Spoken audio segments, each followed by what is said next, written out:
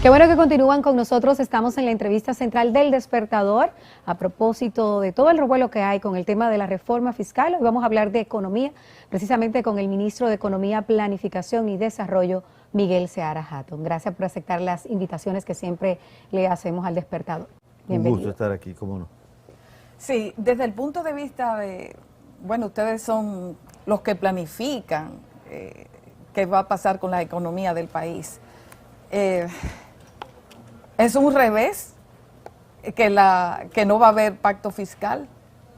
¿O usted diría que ha sido solamente aplazado? Que no es que no va a haber, sino que ha sido aplazado para otro momento.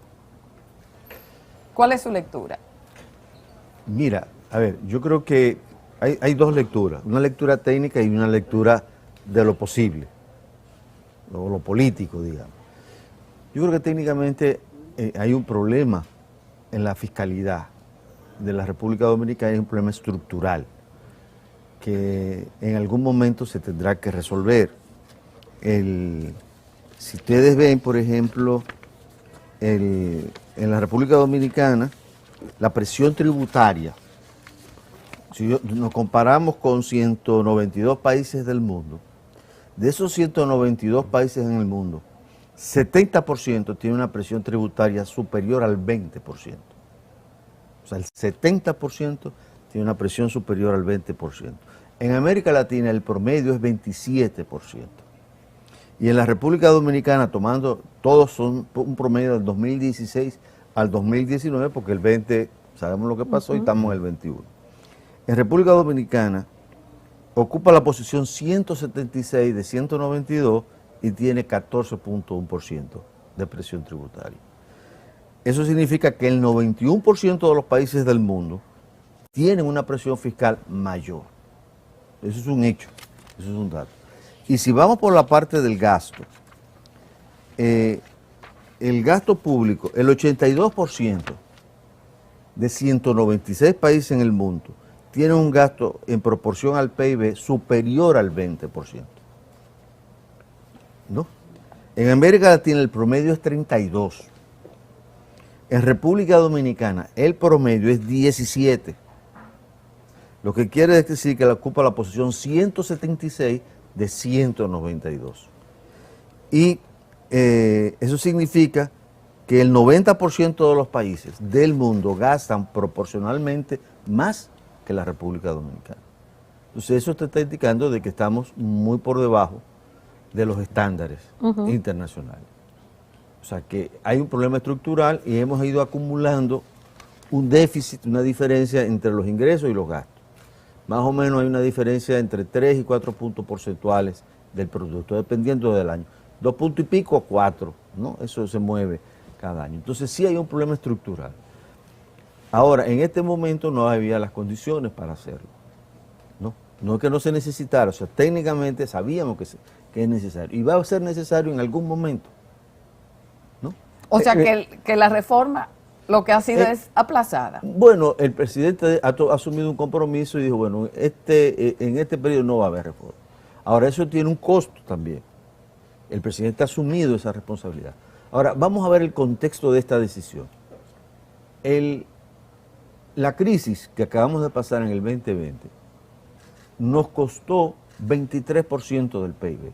O sea, entre los ingresos que no, a la economía, ¿no? Que no entraron, porque la gente tuvo que cerrar, porque se cayó la demanda en la economía, más los gastos adicionales, como el quédate en casa, el tapatí, los subsidios, la pandemia y todo eso determina que hubo un costo de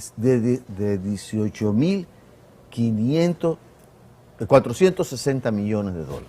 18.460 millones de dólares. Y eso es el 23% del PIB. Para que tengan una idea, la crisis del 2003 tuvo una magnitud del 21% del PIB, ¿no? En términos de lo que hubo que darle a los bancos para que... Estoy hablando de la crisis del 2003. Sí, ahora... de los fraudes bancarios. De los fraudes bancarios. Ahora, entre lo que se perdió y lo que se tuvo que gastar adicionalmente, estamos hablando del 23%. 2 puntos PIB, más. ¿no? Y la economía cayó en 6.7, ¿no? En el año 2003, 2004 cayó en 1 punto y pico. Entonces, esa es la magnitud del problema. El otro elemento importante de esta crisis, que esto es mundial. La del 2003-2004 era nuestra nada más. Para que tengan una idea de lo que quiero significar. En el año 2020, el 84% de los países del mundo registraron un crecimiento negativo. El 84%. Eso es una cifra que no se veía... Contundente. Bueno, digamos, devastadora a nivel económico. Exactamente, no se veía en siglos, ¿no? O sea, una crisis sincrónica y generalizada, global. Y el 42% tenía un déficit superior al 5% del PIB, que es otra cifra estrambótica. Perdón, cayó, no, estoy hablando en déficit, estoy hablando de crecimiento. Tenía un crecimiento menor al 5%. Es decir, que fueron menos 10, menos 15, menos negativos, ¿no? Y la República Dominicana cayó en 6.7. O sea, estamos hablando que el 84% del mundo tuvieron un crecimiento negativo y que el 42% tuvo un crecimiento, un decrecimiento superior al 5%. Y si miramos la situación del déficit, para que tengamos una idea de lo que está pasando a nivel mundial, uno observa que el déficit de la República Dominicana fue 6.7. El 66% de los países del mundo registró un déficit superior al menos 5%. Eso es una cifra, ¿no? Nunca visto. Y el 94% del mundo, de todos los países del mundo, registraron déficit. Y de esos, el 66% registró un déficit superior al menos 5%. Miguel, desde mediados del año, nosotros... Pero déjame decirte, por ejemplo, Estados Unidos tuvo un déficit en el 2020 de 15%. Decir eso, o Alemania, que es el templo de la, digamos, del cuidado en el gasto y eso, tuvo un déficit del 5%. ¿No? Entonces estamos hablando de una situación mundial. ¿Ok? Entonces a esa situación es la que hay que responder. Ahora, afortunadamente la República Dominicana, desde el mes de marzo, febrero, marzo de este año, empezó a repuntar, ¿no? Y cuando hemos hecho las estimaciones de por dónde vamos a terminar el año, la tasa mínima esperada sería 10%. Pero es probable que sea mucho más, porque ya al septiembre llevamos 12.7, algo así. Y 12.7 de crecimiento acumulado entre enero y septiembre es 3.6% más de lo que teníamos acumulado en el 2019. Es decir, no solamente recuperamos 2020, sino que vamos a superar 2019 en 3.6%. Eso es a septiembre, pero nos faltan 3 meses, que es el 25% del tiempo. Es decir, en 25% del tiempo, si terminamos creciendo al 10%, la economía crecería en promedio durante esos próximos 3 meses en 1.9%. Pero estamos creciendo a más de 1.9%. De hecho, el crecimiento promedio de este año, el acumulado de cada mes, es 8%. Es decir, que cualquier crecimiento superior a 1.9 en octubre, noviembre y diciembre nos va a garantizar que vamos a crecer más del 10%. Sí, Miguel, si las perspectivas se cumplen, y en efecto las cifras que nos dio el fin de semana el Banco Central dicen que este 12% de crecimiento con respecto al 2020 ya es superior en 3% con respecto al 2019, porque fue a mediados del año, cuando comenzaron a diseñar el presupuesto público del año próximo, a usted lo escuchamos en varias ocasiones hablar de que ya incluso estaba listo el proyecto de reforma fiscal. Nunca supimos a ciencia cierta qué incluía ese proyecto de reforma fiscal. Y por el otro lado también nos lo dijo usted en algún momento a la prensa que o había reforma fiscal o tendríamos que continuar con el endeudamiento público. La pregunta entonces es si para el año próximo, dado que por una decisión política no habrá una reforma fiscal en este momento, tendremos que someternos durante el año a más endeudamiento. Mira, déjame aclarar algo sobre el déficit fiscal. Este año del 2020, siendo en extremo optimista, habíamos pensado en el momento que se hizo el presupuesto, un déficit y que se hizo la segunda versión del presupuesto, ¿no? Se pensaba que íbamos a tener un déficit del 4% del PIB. Hoy día,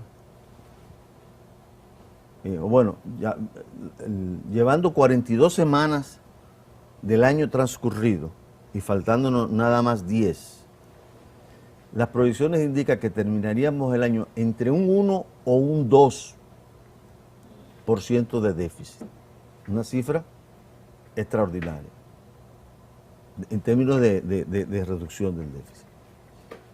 En el marco de un crecimiento de 12,7, en donde el 65% de ese crecimiento lo explica la inversión privada. Perdón, la inversión lo explica. Y el 95% de esa inversión es básicamente inversión privada. Entonces, hemos tenido, y además de todo esto, se ha recuperado prácticamente el empleo que se perdió. Queda un poquito, pero una cifra de alrededor de 9, 8 mil que van a ser recuperados, que ya seguramente se ha recuperado al mes de octubre, ¿no? Entonces, ese fue el escenario que nosotros tenemos ahora. Vamos a terminar un año con mucho crecimiento, recuperando el nivel de empleo, con un bajísimo déficit fiscal. Probablemente de los más bajos del mundo, y lo vamos a calcular un poco cuando avance más el año, que el fondo saca sus proyecciones, etc. Entonces, en ese contexto, ¿qué posición teníamos para este año? Bueno, podemos acabar este año sin ningún problema. Obviamente el problema viene para el año que viene. Entonces, el problema para el año que viene es el gobierno anoche, según una reunión, después que habló el presidente, y la instrucción es, señores, busquen la forma de ajustar más, ¿no? Y vamos a seleccionar. Nosotros teníamos una serie de obras propuestas y que más o menos costaban 150 mil millones de pesos. Eso va desde carretera, eso va a presa, eso va a acueducto, eso va a salario de policía, en fin. Entonces vamos a establecer cuáles son esas prioridades que tenemos que mejorar sí o sí, como por ejemplo el tema de la situación de seguridad. Claro. Creo que es un sentimiento, una necesidad sentida nacional, sí, ¿no? Y que afecta también la economía, ¿eh? Y que afecta a la economía, por supuesto. Entonces, a partir de ahora, el gobierno se centra en seguir en la línea de mejorar calidad de gasto. Desde que llegamos al gobierno, ha sido una línea consistente de mejorar calidad de gasto. Y mejorar la calidad de gasto no significa gastar menos, significa gastar mejor. Dejar de gastar en algunos sitios para gastar donde se necesita. Y esa es una práctica que se ha seguido en el gobierno.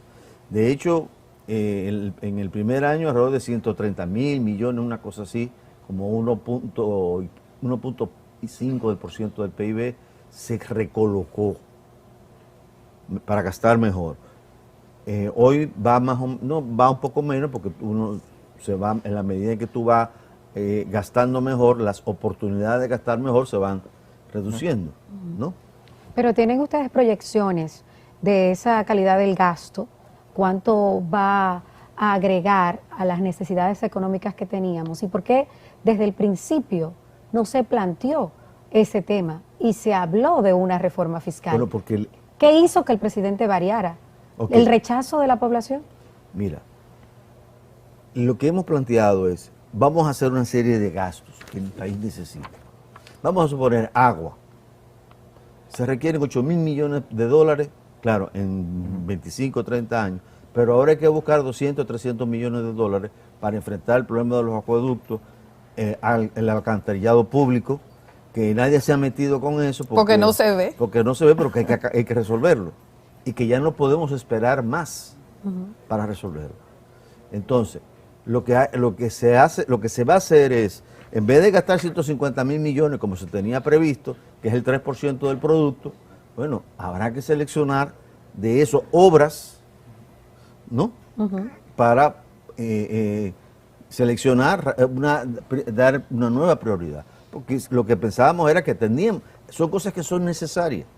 O sea, este país está lleno de necesidades. Está lleno de necesidades de hospitales de trauma, ¿no? Resolver el problema de los hospitales, salud primaria, mejorar el tema de la calidad educativa, tema de seguridad. En fin, o sea, tenemos cantidad de necesidades y todas esas necesidades se contabilizaron con una cierta racionalidad, inclusive con una cierta prioridad, y dijimos, son 150 millones de pesos. Ok, pero ¿por qué no desde el inicio, señor ministro, tomar esa medida? Porque ya ahora el costo de esta decisión es que muchas obras no se van a poder hacer. ¿Pero qué provocó el cambio? De que en lugar de reforma, el rechazo contundente de la población. Bueno, indudablemente el presidente dijo, él escuchó la voz de la población. O sea, no había condiciones, la gente no valora que se resuelvan este tipo de problemas o cree que pueden resolverse este tipo de problemas por otra vía. ¿Me entiendes? O sea, porque y evidentemente hay otra vía, porque vamos vamos por coger préstamos, la alternativa puede ser hacer lo más que se pueda por el lado de calidad de gasto, pero eso no te va a dar ya a esta altura, lo más que te puede dar es medio punto del producto, un punto, no, ni siquiera un punto, no llegamos a un punto del producto. O sea, que la muerte es segura, lo que pasa es que estamos postergándola. No, yo no te diría que la muerte es segura. Yo lo que estoy diciendo es porque esto no es un problema, este es un problema de medir cosas. Queremos resolver el problema. Yo te voy a decir, por ejemplo, ¿qué tipo de problema? Tú quieres resolver problemas de fomento, demanda de empleo. Son programas generales, sí, ¿no? Educación superior y capital humano, igualdad de género, empoderamiento de la mujer, una política integral de creación de oportunidades, educación de calidad, acceso a la salud universal, producción y consumo sostenible. Son nombres, ¿no? Pero son contenidos, obviamente. Seguridad ciudadana, energía, agua y saneamiento, vivienda digna, infraestructura, son 150.000 millones. Entonces, obviamente no lo podemos hacer. Entonces, vamos a pagar un costo ahora mismo porque con lo que hay no da. Vamos a racionalizar lo más que se pueda. Y Ministro, probablemente y para buscaremos eso algo de deuda. ¿Retirarán el proyecto de presupuesto que ya está en el Congreso para modificarlo antes de que sea aprobado? ¿Será necesario Es muy probable, rehacerlo? sí, claro, porque ahí se suponían una serie de ingresos, sí, y que hay que recomponer y establecer prioridades. O sea, el presidente nos dio instrucción de que hay que mejorar. Eso lo tenemos, la calidad de gasto, pero ya los márgenes se van, porque, por ejemplo, nosotros no gastamos, en caso del Ministerio de Economía, nosotros no tenemos publicidad, nosotros no tenemos ayudas, que teníamos ayudas, eso desapareció, nosotros no compramos libros, cosas tan, no es mucho, pero... poquito a poquito. Bueno, yo recibía por todos los meses una gente que me traía 100 libros o 50 libros y que son 200.000, 300.000 pesos. ¿Y lo hacían en el ministerio anterior? Eso no se hace desde que llegamos. Tú ves, o sea, que ustedes han recortado nosotros hemos gastos. recortado mucho. Nosotros se le ha pagado a todo el mundo. Eso son más de 100 y pico millones de pesos. Tú ves, o sea, el personal retirado. El personal, sí, desvinculado. O sea, todo eso ha habido, ¿no? Pero, por ejemplo, tú dices, bueno, yo le voy a quitar, cosa que estoy de acuerdo, por supuesto, el tema del barrilito, o reenfocarlo. Precisamente, ¿cuál sería el impacto Pero de no, esa? muy poco, esos son de- menos de de- 2.000 millones, algo así. O sea, digo, es necesario. 300 millones Sí, no me acuerdo ahora. al año, 300 millones. 300 millones, imagínate. Eso no te resuelve, pero está bien, Ayuda. éticamente, no, creo que sí, hay cosas que tienen un valor simbólico, ¿no? Si un funcionario anda en un carro Mercedes-Benz desproporcionado, eso hace un daño moral, Eso irrita. económico, pero en términos del impacto económico es mucho menor de lo que es el impacto ético y de la conducta ética que debe tener un funcionario público. Sí. ¿Entiendes? Entonces, eso hay que tenerlo claro, que el costo de una decisión de este tipo, vamos a tratar de hacer lo más que se pueda con lo que hay. Sí, ¿cómo valora la iniciativa o el chantaje, como quieran llamarlo, de los senadores que ya aprobaron en primera lectura eliminar todas las exenciones? Todas, absolutamente todas. La ley de cine, a la salud, a la educación, Ya se llevaron lo de turismo, los incentivos ayer. turismo, zona franca. ¿Cómo lo valora? Yo Porque preferiría- parte de eso sería parte de un pacto fiscal. Algunos acá. Yo tengo mucho respeto por el Senado, tenemos que trabajar juntos todo el tiempo, tenemos que aprobar. Entonces, yo prefiero no opinar, creo que la misma sociedad ha habido un debate que ha ido aclarando ese tema, yo prefiero no opinar sobre eso. Pero, por ejemplo, con el tema del turismo, que es tan importante en la mesa económica, es una de las patas principales en República Dominicana. Ayer ellos aprobaron en primera lectura llevarse todos los incentivos de turismo. ¿Eso cómo nos afecta o nos beneficia Yo creo económicamente? que hay que revisar todos los incentivos, todos. ¿no? ¿Lo va a hacer el gobierno ahora? Bueno, lo teníamos previsto en la parte En de el pacto fiscal. en la reforma, revisarlo todo. Y hay cosas que se iban y cosas que se podían quedar. Tú ves. Pero indudablemente hay sectores que han madurado. Hay sectores que han tenido La zona franca, por ejemplo. incentivos, Del propio turismo. pero por ejemplo, el caso de la zona franca está muy ligado a lo que pasa en la región. ¿Entiendes? Si nosotros modificamos el esquema de zona franca en República Dominicana y no se modifica con la región, porque hay ahora mismo un equilibrio competitivo entre Ok. los países. Entonces, tú tienes que considerar eso. Entonces, todo esto hay que considerarlo en el tema en un momento de decisión. Y el turismo, por ejemplo. El turismo es un sector Ha madurado, que ¿verdad? ha madurado, que es un sector muy maduro, que probablemente no necesita Tantas ayudas. pero eso es algo que tiene que analizarse, ¿no? Con números en la mano. Se hicieron ejercicios en ese sentido, pero como ya esa discusión se paró, pues ya no hay más que decir. No va a haber reforma fiscal ahora, pero eso no significa que no la necesitemos y que no se vaya a plantear en el futuro. Sin embargo, políticamente no era conveniente en ese momento para el presidente de la República, y si la posterga para los próximos años será peor porque vendrán las elecciones. De tal manera que estamos pensando ya en que el proyecto que todos los sectores políticos y económicos dicen es necesario para poder desarrollar la Agenda 2030, va a quedar postergado, la va a tener que heredar este gobierno, porque muy difícilmente la va a hacer en el año Pero previo a no las todos los elecciones. sectores dijeron que era necesario.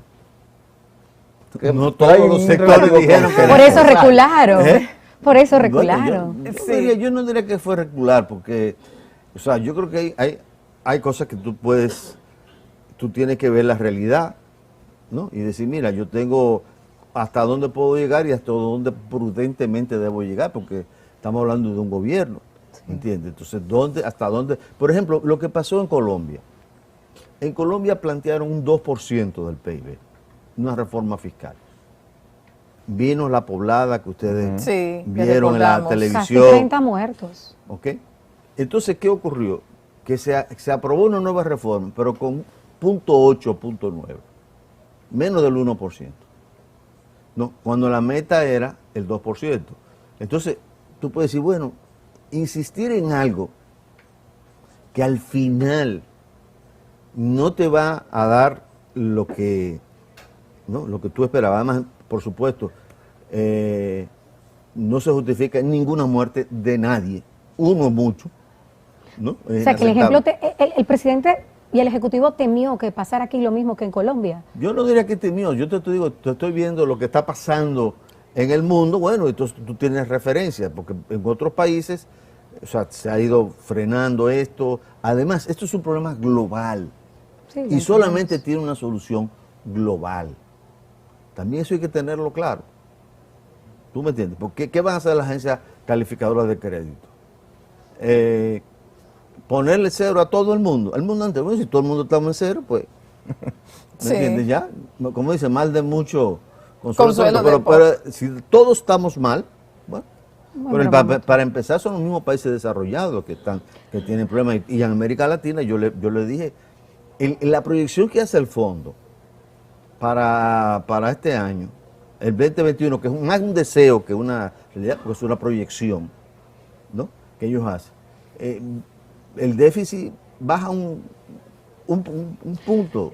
Ministro, pero Porcentaje. además del tema de la reforma, que se echó para atrás con la medida que se tenía pensado inicialmente, hay otros temas en los que el gobierno anuncia una decisión y luego retira esa decisión. Por ejemplo, lo de privatizar EGI. Eso nunca ha estado en el escenario. Eso es totalmente falso. El director de presupuesto... Bueno, yo creo que él se confundió. Él se confundió, puede ser Ejaina, porque primero ahí no hay acciones. Eso no existe el mecanismo. Ejaina nunca, repito, nunca se ha planteado venderle, porque eso la ley no te lo permite. Pero ¿y cómo se confunde un director Bueno, de no sé, presupuesto? se confundió, puede ser, pero no, eso no era. Y ya eso se aclaró totalmente, desde el primer día. Porque eso nunca ha sido objeto ni siquiera de discusión en el gabinete de agua. Y yo participo en el gabinete de agua y creo que si he faltado a 2 reuniones es mucho. Y además me informo de lo que se discute. O sea, eso nunca se ha hablado. Pues será Jaina que se... Bueno, no sé, privatizará. o sea, qué era lo que él tenía en mente. Después dijo vender acciones. Bueno, pues a lo mejor las únicas acciones puede ser Jaina, pero no se ha discutido eso en ningún momento. O sea, nunca se planteó lo de Jejit, eso no fue verdad, eso nunca existió. No fue que ahí no pasó, eso hasta yo me sorprendí. Pero creo que fue un problema de equivocación en el manejo de la noticia o de la información. Eso siembra cierta inseguridad por parte de la población hacia creer en el gobierno. Pasa constantemente también en materia sanitaria, que se anuncia una medida y luego esa medida vuelve y se pondera, se retira y pasa con distintos tópicos. Miren, es que no se discuten, ¿por qué tienen que los funcionarios, los cabezas de instituciones hablar de manera individual y no se ponen de acuerdo? Bueno, nosotros tenemos, el gobierno está todo el sistema de gabinete que funciona perfectamente. Hay el gabinete de salud, el gabinete de agua, el gabinete de construcción, el gabinete de seguridad, el gabinete de la niñez, o sea, todo funciona. Pero hay incoherencia, señor ministro, muchas veces. Yo Por no le ejemplo, veo... la semana pasada dice el encargado de la mesa del agua que el que se da un chapuzón en Boca Chica entra en contacto con 2 kilos de excremento. Entonces vemos al director de INAPA que se da un chapuzón con su familia y dice que no hay peligro para la salud. Ahí hay una incoherencia. Mire, ahí hay una diferencia de estudio. Hay un estudio del 2016. Hay uno estudio y hay otro estudio. Y estamos haciendo más estudios, ¿no? Entonces vamos a esperar que se terminen todos los estudios, porque eso es un tema importante para la sociedad. Así es. ¿Entiendes? Entonces, los estudios se están haciendo. Cuando Gilberto presentó su información, tenía en la mano un documento que se había hecho un estudio que decía eso. El colega Wellington mandó a hacer un estudio, ¿no?, puntual también. Bueno, pero vamos a hacer una cosa grande, como debe ser, y determinar bien la situación. Entonces, por eso ahora lo que hay que hacer es simplemente reservarse, esperar que se termine, porque eso no es automático, hay que hacer las cosas bien, y cuando ya se tenga una información clara, establecida por quien debe hacerlo, bueno, pues ya. Sí. Bueno, ahora sin reforma tributaria, como dijo el presidente, tributaria, no pacto fiscal, eso significa más endeudamiento. Eso está previsto, ¿verdad? Mira, en el presupuesto. la deuda se ha ido diluyendo en la medida que crece el producto. La deuda perdió 5 puntos porcentuales entre la deuda a final de, aquí tengo el número, lo calculé, aquí está. Mira, la deuda bajó del 72.1% del producto, está bajando a 67 ahora. Y esos 5 puntos fue porque aumentó el denominador, aumentó el PIB. Entonces, si logramos acelerar el crecimiento del PIB, se va a ir diluyendo las necesidades, o sea, el peso. Ahora, una cosa fue lo que tuvimos la crisis en el 2020, que había una serie de requerimientos enormes por la pandemia. Por la pandemia. Acuérdate que nosotros, entre los ingresos que perdimos y los gastos adicionales, eran como 5% del PIB. Entre lo que se cayeron más lo que se aumentó, era como el 5 punto y pico por ciento del PIB. Entonces, pero ahora, por ejemplo, nosotros habíamos previsto, en el año 2020, la necesidad de financiamiento fueron 335.000 millones de pesos, las necesidades de financiamiento. Pero ahora, como van las cosas, no, probablemente vamos a terminar el año con una cifra, está presupuestado 210.000, pero puede ser que terminemos el resultado financiero entre 75 y 90.000 millones de pesos, ¿no? Como decía anteriormente, vamos a acabar muy probablemente entre un 1 o 2%, para ser más preciso, entre 1.4 y 1.7%, ¿no? Y si vamos a una situación muy extrema, terminaríamos con un 3%. Ministro, y postergar esta reforma fiscal y postergarla indefinidamente, como se ha venido haciendo, ¿cuánto le afecta a la Agenda 2030 y cuánto, especialmente se lo pregunto a usted, que es la persona que más sabe de teoría de desarrollo humano en el país, cuánto Sí. nos afecta en nuestras metas de desarrollo para el final de esta década, que fueron compromisos? Bueno, eso es lo que hay que establecer ahora, replantear nuevamente las prioridades. O sea, hay que hacer un ejercicio de qué cosa puede continuar, ¿no? Y qué cosa tenemos recursos para financiar, ¿me entiendes? Obviamente va a haber deuda, indudablemente. O sea, en el presupuesto está previsto que en el 22 haya 174.000 millones de pesos de financiamiento. O sea, de deuda, de deuda nuevos neta, préstamos. Deuda neta. El financiamiento adicional sería financiamiento neto, muy poco en el año 22 había previsto. Pero Creo que hay ahora un va a error, aumentar, no ¿no? lo tengo. Pero Pero tengo ahora- un error ahí. Pero ahora- alrededor de 170.000 o menos. Eso, o sea, ese era, estaba sí, presupuestado. 175.000 millones. ¿Eh? 175.000 millones. Más o se menos, va. sí. Ok, pero vamos a ver ahora, ¿no? ¿Qué vamos a hacer, no? Estamos con 170.000, para que tengan una idea, es poco más del 3% del PIB.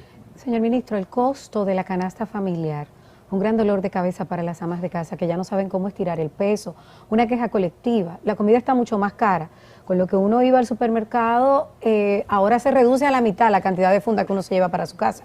¿El gobierno qué va a hacer al respecto? Igual Mira. es con los combustibles. Mira, el gobierno ha tratado, primero esto no es una crisis de los precios, no es de República Dominicana, es mundial. Sí, Esto es un fenómeno mundial y que se ha producido porque hubo un impacto en la demanda agregada mundial que te fue tumbando la oferta agregada. O sea, las empresas fueron cerrando porque no había quien vender.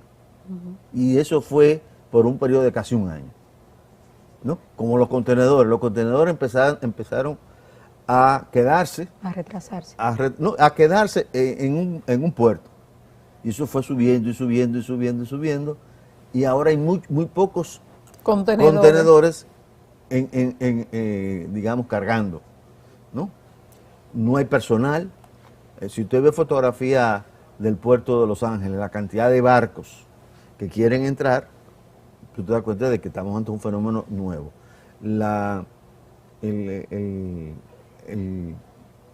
Los fletes en la República Dominicana creo que costaban 2.000 y pico, 2.000 millones, y subieron a 15.000 millones más o menos.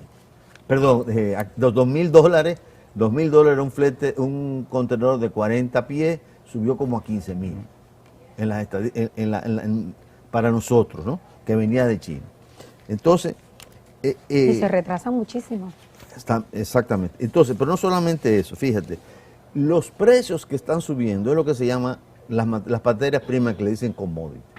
O sea, el maíz, la soya, el algodón, el aceite de soya.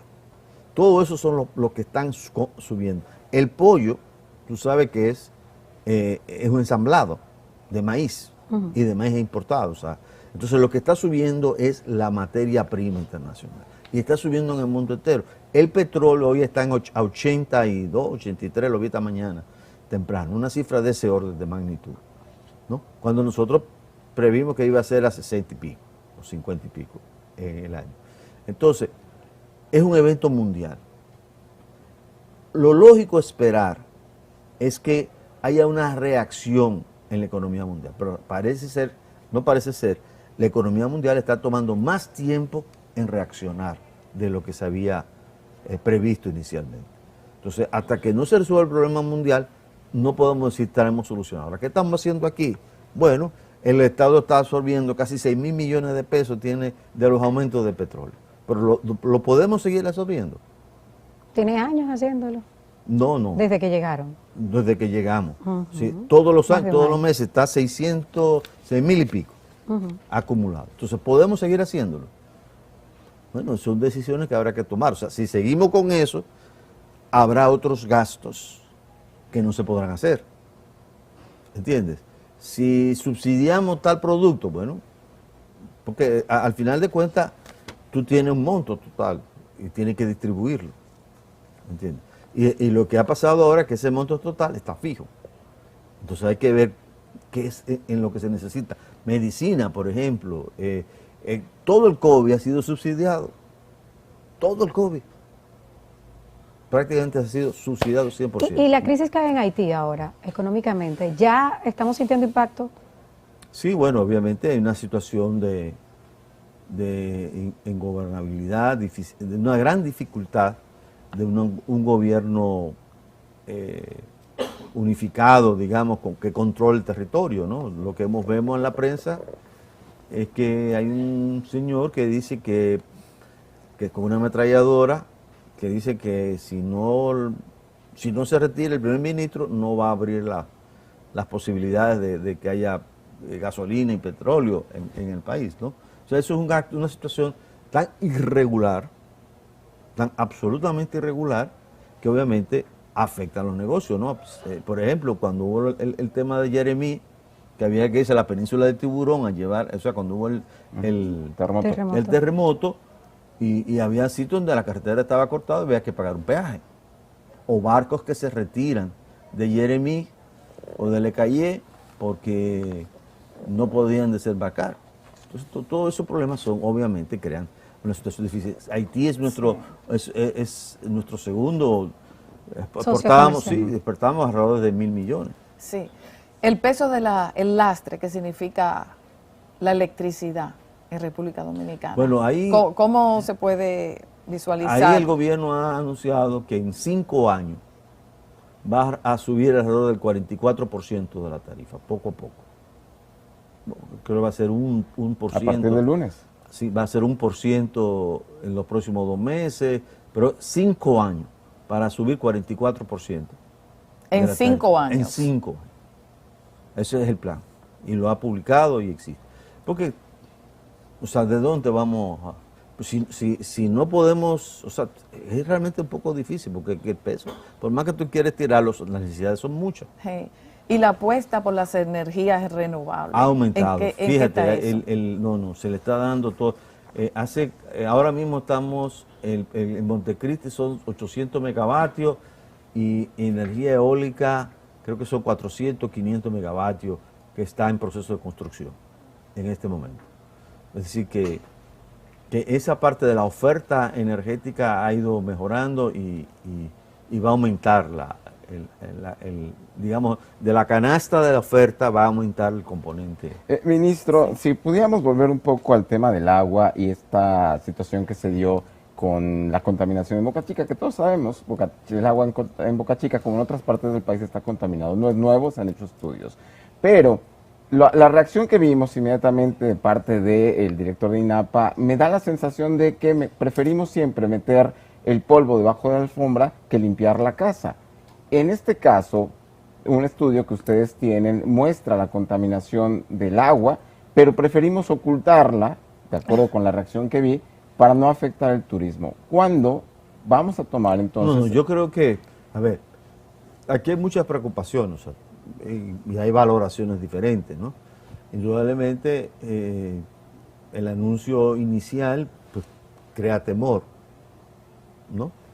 Pero creo que hay la mejor disposición, ahora estamos claros de que hay que esperar este segundo dictamen de gente, o sea, de un equipo que va a hacer una valoración, y cuando se termine ese estudio se va a saber, o sea, aquí, mire, aquí nada se puede ocultar. Sí, pero aquí lamentablemente no es Boca Chica. Hay contaminación en todos los litorales. ¿Y qué planes tenemos para Bueno, resolverlo? bueno, en el caso concreto se están haciendo trabajos ya en todo el sistema de alcantarillado, es parte del plan, porque bueno, o sea, que hay una realidad. Pero específicamente el 80%, en el territorio, pero cuando mira, hablamos de alcantarillado, ¿dónde? Bueno, yo te puedo enviar, o sea, ya eso está inventariado, donde se necesita. Te voy a decir algo, aquí hay el 84% de los hogares tiene Agua potable. inodoros. Ah, ok. Sí. Y solamente el 20% está conectado al alcantarillado. O sea que el otro 80, bueno, cerca de 80, porque hay otras alternativas, pero son muy poquitos números. Gran parte del otro son soluciones individuales a través de un pozo séptico. Y tú tienes un pozo séptico aquí y allí tienes la cisterna. ¿Entiendes? Entonces, todo eso se tiene que resolver. Pero eso cuesta tiempo. Entonces, ¿qué hemos hecho en el gabinete de agua desde la campaña? ¿Qué hicimos? Bueno, hicimos un levantamiento, viajamos por el país, vimos dónde estaban las plantas de tratamiento de agua, los problemas que tenían, dónde se necesitaba alcantarillado, dónde era más urgente el alcantarillado por el daño que podía provocar. En fin, o sea, todo eso se está trabajando en este momento. Sabemos que usted se tiene que ir, pero al menos dos preguntitas de los amigos televidentes. Raúl Espinal dice que le preguntemos cuándo van a recuperar todo el dinero robado. También el tema que plantea Guaraguao 87, de cómo cree usted que el presidente va a recuperar todos estos préstamos que han hecho y lo que llevan gobernando si no hacen una reforma tributaria. Bueno. Ahí están las dos preguntitas. Ok, con respecto a la parte legal, yo no soy experto en eso es Antoliano, que es el consultor jurídico, pero bueno, lo que he escuchado, se contrataron y yo soy parte de una comisión de evaluación ahí, se contrató un equipo de abogados, no sé con qué acuerdo legal, pero para que hagan investigación, le den seguimiento a eso. Eso no es tan fácil como la gente piensa, ¿no? Porque ahora tenemos también aprobar la ley de extinción de dominio, que eso es fundamental en todo ese proceso. Y la segunda pregunta fue... Que cómo van a poder ponerse al día con la cantidad de deuda que tenemos, los préstamos, si no hay reforma. Ponernos al día con los préstamos sin reforma. O sea, pagar el pago de los servicios. El pago. No, de eso no hay atraso. Se está pagando tanto el ¿Pero se está pagando deuda o se está pagando interés? No, se paga porque todos los años... Lo que pasa es que el capital siempre se reengancha. Eso es lo que tienes que pagar los intereses. Pero el capital, se vence un capital y tú reenganchas, ¿no? Obviamente lo que debería ser es reenganchar cada vez menos. Pero en este momento estamos en una situación, repito, mundial, esto es global. Domingo Cabrera, señor ministro, pregunta, los gastos en anuncios comerciales del presidente. Y de hecho, los legisladores amenazaron con que iban a proponer que se reduzca a la mitad la cantidad de publicidad, como una amenaza a los medios de comunicación que le atacan por los privilegios. ¿Por qué en el país hay tanto presupuesto para publicidad cuando no se sé supone... Si hay tanto, creo que era la mitad de lo Sí, pero aún creo yo que hay mucho, porque por ejemplo, educación y salud sí son prioridad para anuncios, pero yo he escuchado, por mencionar una institución, el Ministerio de Obras Públicas, por mencionar alguna, pero casi todas las instituciones tienen comerciales. Y se criticaba eso del Partido de la Liberación Dominicana, que pagaban interactivos. Bueno, entiendo que en esta situación ¿Es que estamos necesario? viviendo ahora, ¿no? Que se debe ser muchísimo más racional en el gasto, probablemente muchas de esas partidas se van a revisar, pero eso le toca a Homero. Inviten a Homero. Le tomaremos la palabra. Inviten a Homero, que es la persona Homero que... Figueroa. Claro, que es la Bueno, persona... estuvo recientemente con nosotros y Ah. vimos, por ejemplo, ahí en la DICON que estaban licitando una asesoría por 400 millones de pesos ¿Y qué te para dijo Homero? estrategia. Él vino antes Fue que antes. esa licitación. Bueno, pues llámalo, para estrategia él es amigo de ustedes. comunicacional. Eso es prioridad. Mira, 400 millones de pesos Yo, para de verdad estrategia que no comunicacional. sé, no lo sé. Pues no puedo, a lo mejor no lo sé, no tengo el detalle. Me parece mucho, sí, pero es una opinión, no tengo ningún conocimiento concreto. Ahora, llamen a Homero, ¿no? Que es amigo de ustedes, el director de la DICOM, para que le explique en qué se va a utilizar ese dinero. Se van a recortar por esas áreas, por ejemplo, contrataciones de asesoría, Sí, por ejemplo, eso- la violación a la ley de salarios que pone el tope de salario, el del presidente. Yo he estado siempre a favor personalmente de que se aplique esa ley. Y nunca se ha aplicado. No. Estoy totalmente de acuerdo se con eso. aprobó Es en más, el yo me acuerdo que en la campaña, en las discusiones que teníamos, yo decía, cuando estábamos en la... Eso hay que aplicarlo, y eso hay que aplicarlo, y eso hay que aplicarlo. Por mí no tengo ningún problema. ¿Pero qué se ha hablado en el gabinete? No, ahí se discutió que sí, que no, pero bueno, eso todavía... Quedó en el aire. Se quedó en la... Pero debe hacerse. Estamos totalmente de acuerdo. Yo personalmente le empujo. No tengo ningún problema con eso. Al Bueno, contrario. eso forma parte del paquetazo de los senadores. Así que, Sí, no, yo creo que eso es correcto. O sea, eso es correcto. sí, hay partes que son No, buenas. claro. Habría que ver todo lo que dice, el listado que hizo José Luis Malcún, cómo se afectan las finanzas. Por ejemplo, las ONG desaparecen los incentivos de un plumazo con el proyecto de los senadores. Es como una reforma fiscal. Pregúntese qué. Básicamente. Finalmente, ahora sí, finalmente, que el justamente, ministro ya la tiene que ir. última, porque usted también conoce bastante de este tema, sobre los fondos de pensiones. Las administradores de fondos de pensiones lanzaron su propuesta, aumentar el año límite para jubilarse 5 años, y según ellos, con esos 5 años adicionales se duplicaría la tasa de lo que cobrarían los pensionados. ¿Usted cree que eso es posible? De Yo creo que eso 60 a necesita 65. una reforma integral. O sea, ahí hay que sentarse y abrir esa ley de abajo arriba. Tú ves, porque es una situación lamentable. Estamos hablando del retiro de la gente. Eso no es posible que aquí yo tengo 67 años y el día ya que deje de trabajar no va a tener seguro. Y ahora que yo gasto más cuarto en medicina, yo no había gastado en medicina Sí. hasta hace 2 o 3 años. Irracional Tú totalmente. ves, o sea, Con la edad nos llegan los achaques. claro, no, pero yo Sí, un soy, abuso lo yo que pago, tenemos. yo gasto mucho, ahora me lo cubre el seguro, pero El o sea, día que eso no es se un lo absurdo, es un absurdo, es casi un salario mínimo que uno gasta sobre todo lo que hemos tenido ciertas enfermedades y que hemos salido. Pero ¿está dispuesto el gobierno y los legisladores del PRM a transformar esa ley Sí, sí. que a todas luces es Sí, abusiva sí, hay para mucha nosotros? conciencia de ese tema. Pero hay una comisión que está trabajando. Yo no tengo los detalles, yo no le doy seguimiento al día a día, porque eso cuando están en ese proceso de elaboración. Miren, una de las cosas que uno aprende en esto, los procesos. Siempre estamos en medio de procesos. El caso de la reforma fiscal. Ustedes podían coger un documento en un determinado momento y estaban en el cielo. Y cogían la versión que había 2 semanas después estaban en el infierno.